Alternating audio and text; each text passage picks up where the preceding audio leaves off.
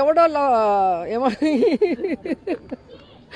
ఎవడో పిల్ల పిత్రేగాడు పెద్ద పిత్రేగాడు ఎవడో 10 మంది తిడుతున్నారని వాళ్ళ గురించి ఆలోచిస్తే మనం ఏం చేయలేం. సో ఈరోజు కల్చరల్ ఈవెంట్స్ నేను చేసినప్పుడు మొన్న 1 మంత్ అందరూ అదే అన్నారు, పాత ఆర్టిస్టులు. ఇప్పుడు పిల్లలకైతే ఓకే, యూత్ ఫెస్టివల్స్ ఉంటాయి, నేషనల్స్కి వెళ్తారు, వాళ్ళ కల్చరల్ యాక్టివిటీస్తో వాళ్ళు కాంపిటీషన్స్కి వెళ్తారు. కానీ రియల్ కళాకారులు ఎవరైతే పాత తరం ఉంటారో వాళ్ళకి ఇప్పుడు పని తక్కువ అయిపోయి వాళ్ళు ఎక్కడికి వెళ్ళాలో తెలియక వేరే పని చేసుకోలేకుండా ఉన్నారు. సో వాళ్ళందరికీ మనం కాంపిటీషన్స్ పెట్టి అప్పటికప్పుడు ప్రైజ్ మనీ ఇచ్చి ఆపేయట్లేదు. దాంట్లో ఉన్న టాలెంట్ని మనం తీసుకొని ఇప్పుడు ఎక్కడ ఏది జరిగినా కూడా వాళ్ళని నేను పంపిస్తున్నాను. అలాగే భవిష్యత్తులో ప్రభుత్వంలో కూడా వాళ్ళని ఇంక్లూడ్ చేసుకొని ఇలా ఫెస్టివల్స్ కానీ మీటింగ్స్ కానీ అన్నిట్లో కూడా ఆ కళారూపాలని అంటే మన కల్చర్ని మనం ఎస్టాబ్లిష్ చేసుకునే అవకాశాన్ని ఒక డేటాని తీసుకొని మేము చేస్తూ ఉన్నాం. అది మామూలు అండి. కాయలు ఉన్న చెట్టుకే రాళ్ల దెబ్బలు అంటారు. మనం ఎక్కడ కొడతాము? కాయలు లేని చెట్టుకి రాయేయం కదా. మామిడికాయ, జాంకాయ లేదా నేరేడు పండు ఫుల్గా ఉంటేనే కదా రాయేసి కొట్టి లాక్కుంటాం. సో పొలిటికల్ అజ్ఞానులు, పొలిటికల్ జోకర్స్ మాట్లాడే మాటలు మనం పట్టించుకోకూడదు. మీరు ఒక్కసారి యూట్యూబ్ కొట్టండి, నా గురించి వాళ్ళ ఇంట్లో వాళ్ళు చూసినా కూడా రక్తం కారుతుంది వాళ్ళ ముక్కుల్లో చెవుల్లో కూడా. అంత వల్గర్గా అంత చండాలంగా పెట్టడం అనేది చాలామంది చేస్తుంటారు. అది నాకు ఎలా తెలుసు అంటే నాకు ఎవడో ఒకటి పంపిస్తారు, అమ్మ నీ గురించి ఇలా చేశారు, వాడిని కొట్టేయాలి, నరికేయాలి, పొడి చేయాలంటారు. నేను చెప్పాను, వాడు ఒక అమ్మ అబ్బాకి పుడితే అట్లా రాయడయ్యా, వాడి మమ్మీ డాడీ కరెక్ట్గా లేదు కాబట్టి వాడి ఫ్రస్ట్రేషన్ మన మీదే చూపిస్తాడు. ఇలాంటి వాళ్ళు కూడా ఉంటారు, వదిలే అని చెప్తాను. లేకపోతే అసలు ఎట్లా తయారయ్యారంటే పొలిటికల్ అనేది స్ట్రైట్ అవే పాలిటిక్స్ ఉండాలి. నువ్వేం చేస్తావు, నేనేం చేస్తా ప్రజలకి, నువ్వు చెప్పిన మేనిఫెస్టో కానీ నేను చెప్పిన మేనిఫెస్టో, లేదా నువ్వు అధికారంలో ఉన్నప్పుడు నువ్వు చేసి మెప్పించు, లేదా మేము వచ్చినప్పుడు మేము చేసి మెప్పిస్తాం. అంతేగాని వల్గర్గా మాట్లాడటం వల్ల, అబద్ధాలు చెప్పడం వల్ల ఏమొస్తుంది? జబర్దస్త్ సంబంధించిన ఆర్టిస్టులు కూడా తీసుకొస్తున్నారు, వాళ్ళు కూడా ఎంకరేజ్ చేస్తున్నారు. కానీ వాళ్ళు మాత్రం వేరే వేదికల పైన మంత్రులే తిట్టారు స్థాయికి. వాళ్ళు ఎంత అండి, వాళ్ళ ప్రాణం ఎంత? సో వాళ్ళు మాట్లాడుతున్నారు అంటే ఎవరు మాట్లాడిస్తున్నారో మనం ఆలోచించాలి, కానీ వాళ్ళని మనం అనటం వేస్ట్. వాళ్ళు ఎంత చెప్పండి మనుషులు పాపం. వాళ్ళు ఏదో చిన్న చిన్న షోస్ చేసుకొని చిన్న చిన్న క్యారెక్టర్స్ చేసుకుంటే వాళ్ళు. మీకు తెలియదేముంది, మెగా ఫ్యామిలీలో 6-7 మంది హీరోలు ఉన్నారు కాబట్టి వాళ్ళకి వ్యతిరేకంగా మాట్లాడితే ఇక వాళ్ళకి సినిమా ఇండస్ట్రీలో ఏమీ లేకుండా చేస్తారన్న భయంతో ఆ కుటుంబంతో ఉన్నారు, కానీ ప్రేమతో ఎవరు లేరు. నిజంగా ప్రేమ ఉంటే వాళ్ళు ప్రకాష్ రాజ్కి సపోర్ట్ చేసినప్పుడు మా అసోసియేషన్ ప్రెసిడెంట్గా ఎందుకు గెలవలేదు? ఒక్కసారి ఆలోచించండి. ప్రేమ వేరే, భయం వేరే. సో అలాంటి వాటి కోసం ఆ చిన్న చిన్న వాళ్ళని తిట్టాలని నేను అనుకోను. కానీ ఎవరైతే మాట్లాడారో వాళ్ళు కూడా ఆలోచించుకోవాలి. మాట్లాడిన వాళ్ళు కూడా, మంత్రులకి శాఖలే తెలియదు అంటారు, శాఖలు తెలియకుండానే మంత్రులు అయిపోతారండి.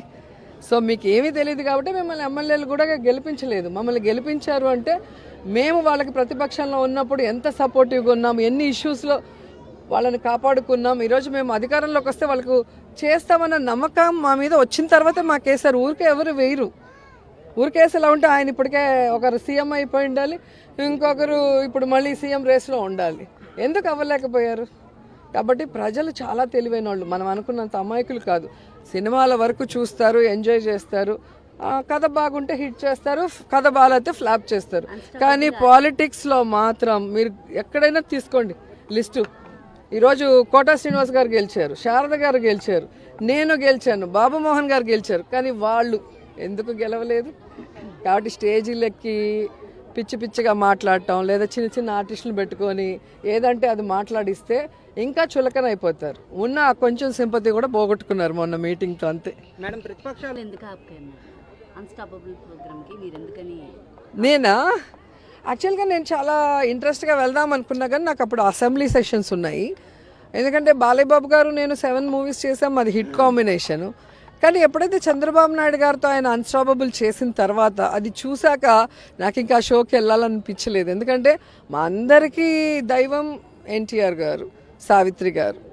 సో అలాంటి ఎన్టీఆర్ గారిని ఫూల్ని చేసే విధంగా ఎన్టీఆర్ గారికి వెన్నుపోటు పొడటం కరెక్టు, ఎన్టీఆర్ రాంగ్, ఎన్టీఆర్ మంచోడు కాదు అందుకే ఆయన్ని దించేశాము అని వాళ్ళ బావకి సపోర్ట్ చేయటం అనేది కరెక్ట్ కాదు. ఎందుకంటే ఆయన బ్రతికున్నప్పుడు బావ వెన్నుపోటు పొడిచి చంపేస్తే చూస్తూ ఉన్న బాలకృష్ణ ఇన్నేళ్ల తర్వాత మళ్ళీ వాళ్ళ నాన్నని చంపేసే విధంగా ఆ యొక్క షో జరగటం అనేది కరెక్ట్ కాదనిపించింది.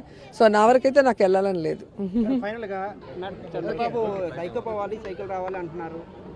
వైసీపీకి ఇంకా లేదు. సైకిల్ పోవాలి అని ఆయన ప్రతి మీటింగ్ లో చెప్తున్నారు, మీరు విన్నట్టు లేరు. ఒకసారి చూడండి, ప్రతి దాంట్లో కూడా ఆయన సైకిల్ పోవాలి అంటున్నాడు.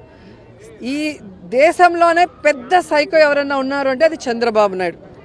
ఎన్టీఆర్ గారే చెప్పారు, చంద్రబాబు నాయుడిని మించిన సైకో, చంద్రబాబు నాయుడిని మించిన ఉన్మాది, చంద్రబాబు నాయుడిని మించిన ఇంకా దుర్మార్గుడు ఇంకెవరూ లేరు.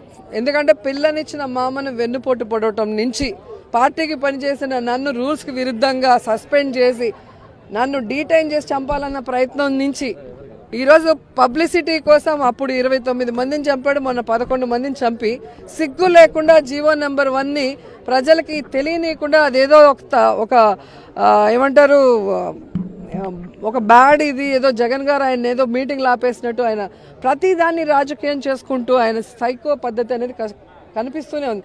అంటే మనుషులు చచ్చిపోయినా పర్లేదు, తనకు పబ్లిసిటీ కావాలి, తాను అనుకున్నది జరగాలి అన్న అలాంటి వాడిని సైకో అంటారు. కానీ ప్రజలు హ్యాపీగా ఉండాలి, ప్రజలకి కావాల్సిన ఇల్లు, వైద్యం, విద్య, సంతోషం ఇవన్నీ కూడా జగన్ గారు ఇస్తున్నారు. అలాంటి వాళ్ళని ఎందుకు సైకో అంటారు? కాబట్టి సైకో చంద్రబాబు నాయుడు పోవాలి, సైకిల్ పోవాలి. హాయ్ ఫ్రెండ్స్, మా టుడే టుమారో యూట్యూబ్ ఛానల్ చూస్తున్నందుకు చాలా థ్యాంక్స్. మరిన్ని లేటెస్ట్ వీడియోస్ కోసం వెంటనే సబ్స్క్రైబ్ చేయండి. అలాగే ఈ బెల్ ని కూడా రింగ్ చేసేయండి. మా నోటిఫికేషన్స్ అన్ని మీ మొబైల్లో వస్తాయి. అలాగే మా వీడియోస్ మీకు నచ్చితే లైక్ చేయండి, షేర్ చేయండి, నచ్చకపోతే కామెంట్ చేయండి.